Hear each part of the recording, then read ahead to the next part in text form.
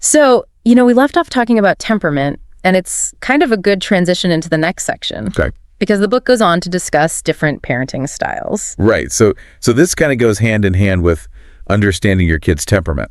Exactly, because different parenting styles might work better or worse depending on the child's personality and temperament. Okay, so let's talk about these different parenting styles. Yeah. What are the main ones that the book lays out? So the book introduces 3 main styles: authoritarian, permissive, and authoritative. 3 big ones. Yeah, and it's really interesting to see how they kind of play out in real life because, I think a lot of us probably have a default style. Right, yeah. Even before we read about it in a book, we kind of lean towards one way or another. Yeah, for sure. So let's break them down one by one. Okay. Let's start with authoritarian. Right. What does that look like? So the authoritarian parent is the, my way or the highway kind of parent. Okay. Very strict rules, high expectations, a strong emphasis on obedience. So like the because I said so parent. Exactly. There's not a lot of room for negotiation or flexibility. Okay, so structure and boundaries are important. Yeah. But it sounds like with this style, it can be a little bit too much. Right. And the book talks about how, while there can be some benefits to this style in terms of, creating structure and discipline, it can also backfire sometimes because children who are raised in a very strict authoritarian environment, they might become more compliant. Okay. But they may also struggle with independence and decision-making later on. Oh, that makes sense. Right, because they haven't really had the opportunity to practice. To practice making their own choices, to, experiment, to maybe even fail a little bit. Yeah, so it's almost like too much control Right. can stifle a child's development in a way. Exactly. Okay, so that's authoritarian. Yeah. What about permissive? What does that look like? So permissive is kind of the opposite end of the spectrum. This is the anything goes kind of parent. Okay. Very lenient. They tend to avoid confrontation. They don't like to set firm limits. So they're more like the friend. Right. They prioritize their child's happiness and freedom above all else. Which, on the surface sounds great. Yeah. Who doesn't want their kid to be happy? Exactly. But is there a downside to being too permissive? Definitely. Because while it's great to, nurture your child's individuality and give them space to explore. Yeah. The lack of boundaries and expectations can actually lead to problems down the road. Okay, how so? Well, kids who are raised in a very permissive environment, they might lack self-discipline. Okay. They might have difficulty following rules and respecting authority. Because they're not used to it. Right, they've never really had to. Right, they haven't had those boundaries. Exactly. Okay, so it sounds like we're seeing a theme here. Yeah. It's all about finding that balance. Right. Exactly. It's not about being too strict, Yeah. but it's also not about being a pushover. Right. And so that brings us to the third style, which is authoritative.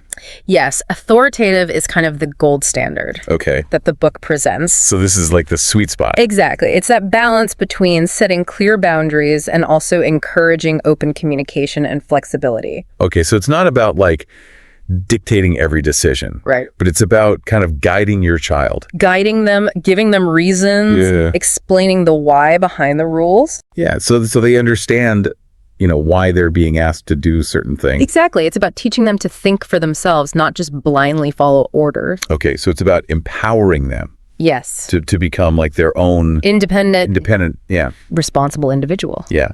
Does the book give any examples of like what this might look like in everyday life? Tons of examples, yeah. Okay. One that stands out is how an authoritative parent might handle a disagreement over bedtime. Okay, that's a good one. So instead of just saying, lights out at 8 p.m., no arguments, Right.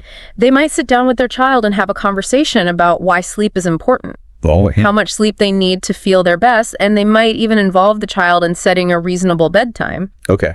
So that they feel like they're part of the process. It gives them a sense of ownership. Exactly. Instead of just being imposed upon them. And when children feel heard and respected, they're much more likely to cooperate and follow through. That makes sense. So does the book say that this authoritative style is like the best approach for every family?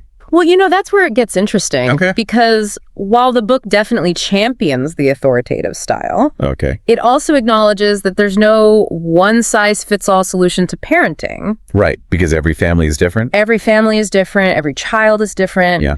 And what works for one might not work for another. And I think that goes back to what we were talking about earlier. Exactly. About understanding your child's temperament. Right, because, if you have a child who's very strong-willed, and independent, you might need to adjust your approach. A little bit, yeah. And I think the book really stresses the importance of self-awareness as a parent. Okay. Recognizing our own tendencies. Right. And being open to adjusting our strategies to best meet our children's needs. Okay, so it's not about being rigid. No. And I'm going to stick to this one style no matter what. Exactly. It's about being flexible and adaptable and, meeting our kids where they are. And I think that's a really important point because it's so easy to get caught up in what we think we should be doing. Right. Or how we think things should be. Or what worked for our friend's kid. Right. Exactly. It's like, because comparison is the thief of joy. Yes.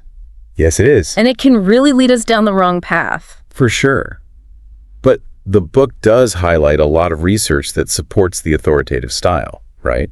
It does. There have been a lot of studies that show that children who are raised with this style tend to have higher self-esteem, better social skills, and even increased academic achievement. Wow. So there are some tangible benefits. There are. Okay, so it's not just about a feel-good approach. Right. There's actual evidence to support. Yeah, it's about finding that sweet spot between structure and autonomy. Right.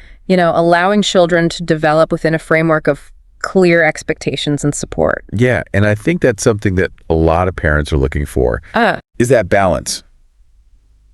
They want their kids to be happy. Right. But they also want them to be successful and well-rounded. Absolutely. Okay, so this authoritative style sounds like a really solid approach. It is. And I love that the book encourages parents to be flexible and adaptable. Yes. It's not about being perfect. It's about doing your best. Exactly. And figuring out what works for your family. It's a journey. It is, for sure. Yeah. Okay, so we've talked about these different parenting styles now. Let's move on to another big topic that the book tackles, which is discipline. Oh, the D word. I know, right? Everybody's favorite. Everyone's favorite. Yeah. But the book seems to really emphasize that discipline should be about teaching, not punishment. Yeah, it reframes it in a really positive way. Okay, so how do we put that into practice? That's the big question. That is the big question, and that's what we'll be unpacking in the next part of our deep dive. Okay. We'll look at how the book approaches discipline and explore some effective strategies for guiding our kids towards making good choices. Ooh, I'm looking forward to that. Stay tuned.